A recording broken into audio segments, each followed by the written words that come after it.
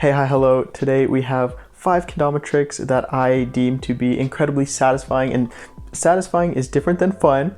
Satisfying is, you know, those tricks that when you're able to hit them, it just clicks in so nicely and satisfactorily, and maybe they have a nice little flow to them or some level of difficulty that makes them all that more satisfying to hit. And yeah, these are just some of those tricks that I like to do for that extra little dopamine rush. I mean, dopamine is dope, I will also say super fast that I do rely on the window for the light, and the window relies on the sun for the light, and the clouds kind of like move in front of the sun, so it might look a little dark and light and like rustic. You know, rustic is what you say when you're like looking at a house and it's old and ugly, but you don't want to say it's old and ugly, so you say it's rustic and it sounds better. So enjoy the rustic vibes that today's variations of light offer.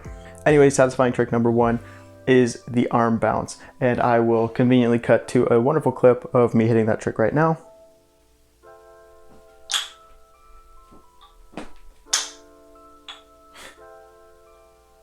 Now, what makes the arm bounce so satisfying? One is that it integrates, you know, something that's a little abnormal with the arm that is bouncing, as the name implies.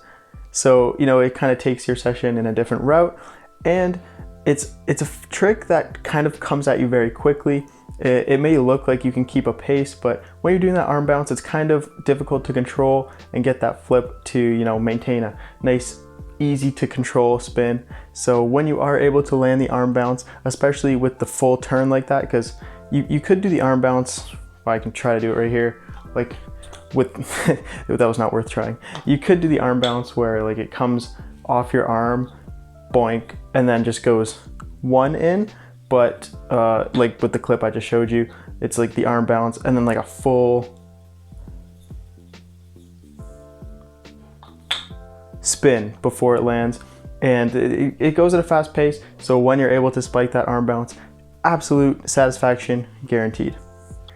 If you're struggling with that one, then move on to the C whip, another difficult trick which I'll say Sweets has a great tutorial of. If you want to try to nail this one down, I'll show you what it looks like and tell you why it feels so good.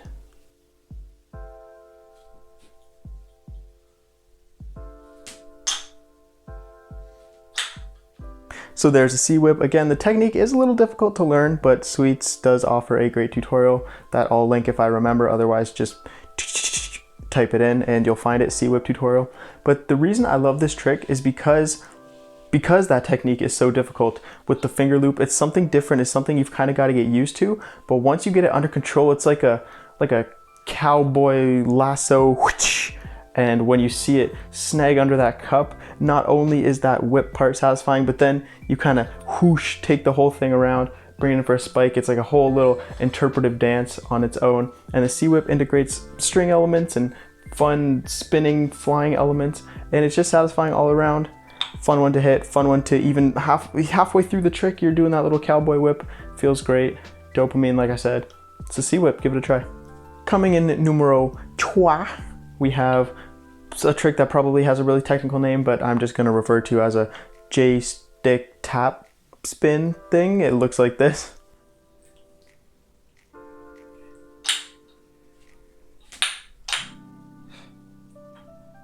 So you can see you're kind of saucing up your Ken as if you're gonna do a J-stick, and I don't want to cover it, so I guess I'll use this hand. But instead of letting the full J-stick fly, you're going to, when the J-stick motion comes out, give the Ken a little tap, and then that's gonna send your J-stick in the opposite direction, let it do a spin, and spike it. And I think the reason that this is most satisfying, along with some of the reasons that the arm bounce was satisfying in that the spin is like fast, so when you spike it, it's like, whoa.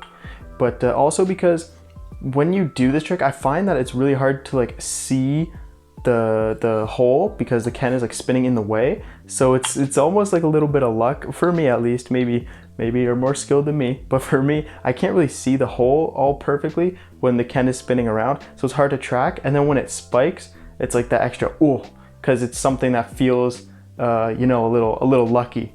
And I guess that just adds to the satisfaction. When it's hard to track and then it lands, it's like an extra. Whew.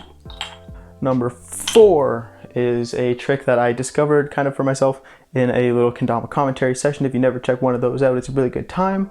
But that is the big cup to Lunar. And I'll show you that trick right now.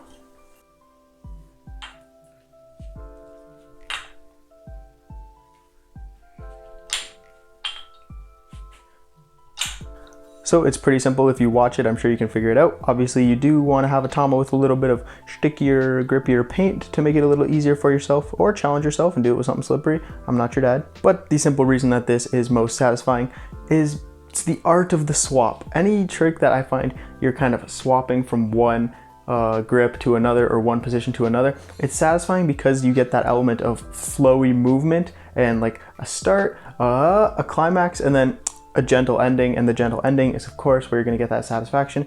So when you're in big cup, it's just a boring standard grip. You move up towards this kind of transition point where it's kind of like that climax, and then when you're able to settle it back down into Lunar, you'll find that it feels oh so satisfying to stick it.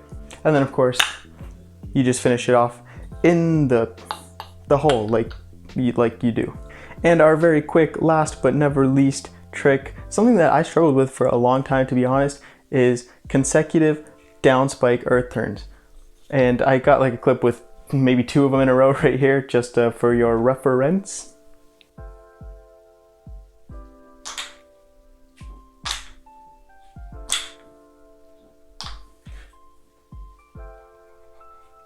Now before I get into a quick little tip I have for you when playing around with those downspike Earthturns, I will say that it is very satisfying, perhaps for the similar reason as the J-stick tap thing that I just said, and that is that you can barely see the hole when you're doing like a proper downspike, so you kind of have to rely on tracking from the top of your Tama if it has it. And anytime that you're kind of, you know, blind aiming and trying to figure out where the bevel in the hole is, I find it's extra satisfying to hit, again for that same reason that it's like, oh, it's like little element of luck or skill how you're able to track it without even being able to totally see it. But the little tip I wanted to give you is that when you're going for the downspike Earthturns, I know there's proper downspikes and improper and improper and etc., but when you're going for the downspike Earthturns, don't hold it to yourself that you absolutely have to. When you're in your bedroom playing by yourself, you absolutely have to fully vertically like this downspike your downspikes. And then, you know, like obviously it's proper to downspike going down and, you know, being like this, but we're here for satisfaction, not technical accuracy. So one of the ways that I find it even more fun to do is like when you throw the little earth turn part, right? Like you can take your downspike out from the side, or you can even take it all the way from like a totally upside down position. So, you know, rather than like downspike, you can kind of, how am I supposed to explain this? You can take it like from like a lighter angle. See, that almost went on there, and I didn't fully whoosh straight down it.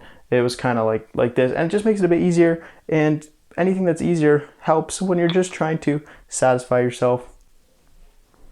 When you're just trying to do satisfying Kendama tricks.